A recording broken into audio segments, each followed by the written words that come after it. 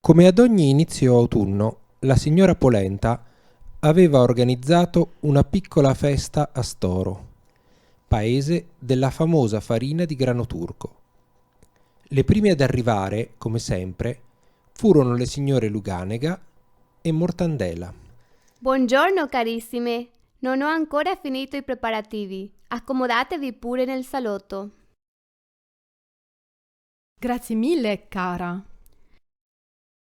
Signora Luganega, è in splendida forma oggi. Ha perso qualche chilo? Ha perso il suo rossore? La vedo più asciutta. Grazie, signorina Mortandella. In realtà sono stata in un fantastico centro benessere e ho fatto un bagno bollente. Mi dica qual è il suo centro, per favore. Io sono stata a quello vicino a casa, in Val di Non, ma è stato un disastro. Ho fatto il trattamento a fumicatura, ma la legna era bagnata e non riuscivo a respirare. Per scusarsi poi mi hanno offerto il trattamento forma. Purtroppo, invece che uscire con una bella forma sferica, assomigliavo a una brutta patata. Per nascondere questo pasticcio, alla fine mi hanno cosparsa con farina di grano saraceno. Oh, povera! Mi dispiace. Comunque, il mio centro si chiama Bella Putella, nella mia valle di origine, la Valle dei Mocheni. Caspiterina! È piuttosto lontano dalla Val di Non. Cara Mortandella, bisogna spendere tempo e denaro se si vuole essere belle.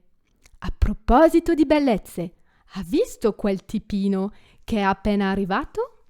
Sì, certo, è Messer Speck. Dicono che sia un forestiero dell'Alto Adige.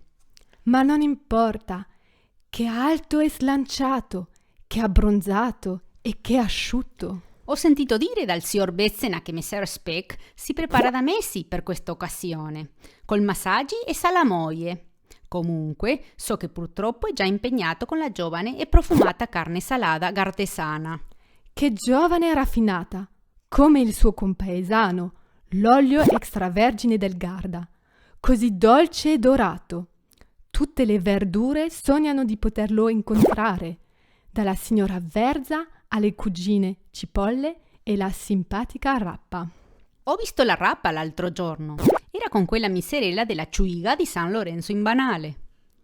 Lo so, poverina, dicono che per nascondere gli odori si debba vestire di spezie e carni miste.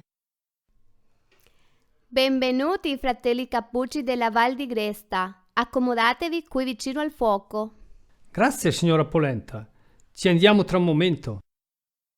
Col cavolo che ci vado vicino al fuoco. Ci sono già i fratelli Crauti, così fini, leggeri, socievoli. Mi danno troppo fastidio. Hai ragione, non è giusto. Tutti dicono che noi siamo pesanti e ci lasciano sempre da una parte, assieme alle cugine Rappe, al signor Cumino, a messer Finocchio Selvatico e con le sorelle Bacche di Ginepro. Quelle poi mi fanno venire da sternutire. A proposito di naso, lo senti questo odore? Non sei stato tu, vero? Ma per chi mi hai preso? Guarda lì, è arrivato il puzzone di Moena. Come sempre ha messo troppo profumo. Ora lo vedo, è arrivato con tutta la famiglia. La moglie espressa delle giudicarie e il piccolo casolet della Val di Sole. Hai visto? C'è anche il vecchio nonno nostrano di Malga. Si vede che fa una vita sana in alta montagna.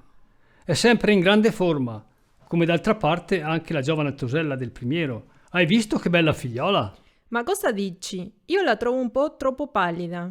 Di sicuro il signor Tentingrana, rude, ma dal cuore friabile, non la pensa così.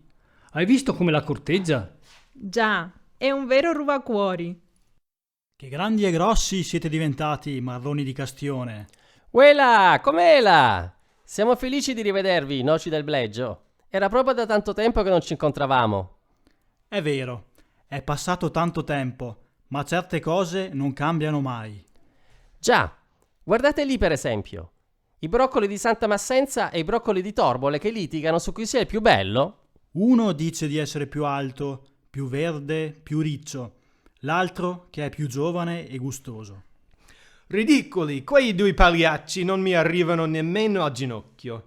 In un concorso di bellezza vincerei di sicuro io. Sono così alto e snello, con una conciatura moderna ed elegante. Hai proprio ragione, asparago di Zambana. Abbinata alle uova sei davvero una favola. Che vanitoso! Proprio come le mele della Val di Non, sempre al centro dell'attenzione. È vero? Sanno che tutti li aspettano, così arrivano sempre a tavola per ultime. Lo fanno solo perché sanno di essere essenziali per il dolce strudel. Comunque non preoccupiamoci troppo per il dolce. Sono già arrivate le susine di Drò, i kiwi del Basso Sarca, i piccoli frutti della Valsugana e una folla di ciliegie. Io tutta questa frutta la trovo un po' asprina. Avrebbe bisogno di essere addolcita. Non ti preoccupare, Maestro Miele le sta già istruendo su come essere più dolci. Sempre se riesce a raggiungerle. Guarda, si stanno tutte buttando a rotoloni lungo la montagna. Sembra divertente! Andiamoci tutti!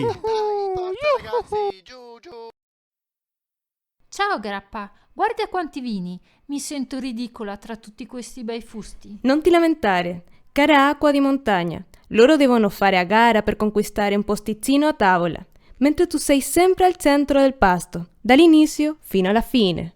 Sì, però, cerca di capirmi. Loro sono personalità forti e ammirate, come te che sei minuta, ma sei la più forte di tutti.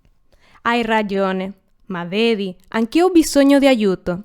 Pensa per esempio alla timida Asperula, alla scontrosa Gensiana e a tutte le altre erbe che mi rendono unica. Tornando ai vini, chi pensi che riesca a conquistarsi il posto a tavola? Guarda, mi sembra che le bollicine dello spumante Trentino Doc non abbiano concorrenza per l'aperitivo. Ma sei proprio sicura? Vedo che Herr Müller-Thurgau e la bella Nosiola, con le loro chiome bionde, cercano di farsi largo. Chissà se riusciranno a essere convincenti. So che sono grandi amici di Principessa Trota e del Principino Salmerino. Purtroppo oggi non ci onorano con la loro presenza e credo che la padrona di casa, la signora Polenta, si accompagni più volentieri con tipi più scuri. Per esempio? Ecco il potente e orgoglioso Teroldego Rotagliano, premiato per primo per il suo valore, oppure il nobile e gentile Marzemino di Isera. Ma per il dolce non ci sono dubbi. Sarà di sicuro il vino santo della Valle dei Laghi, l'idolo del Fregolotti e dello Selten. Care e cari, basta chiacchiere. Stanno arrivando gli amici del Circolo Trentino. Saranno tutti affamati. È ora di mettersi a tavola. Su su, veloci, ognuno al suo posto.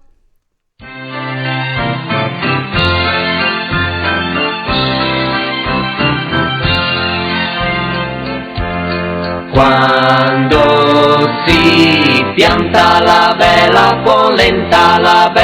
polenta si pianta così, si pianta così, si pianta così. Bella polenta così, cia cia pum, cia cia pum, cia cia pum, cia cia pum. Quando la cresce la bella polenta la cresce così, si pianta così, la cresce così. Bella polenta così, cia cia pum, cia cia pum, cia cia pum, cia cia pum. Quando fiorisse la bella polenta fiorisse così, si impianta così, la cresce così, fiorisse così. Bella polenta così, cia cia pum, cia cia pum, cia cia pum, cia cia pum. Quando si smizia la bella polenta si smizia così, si impianta così, la cresce così, fiorisse così, si smizia così.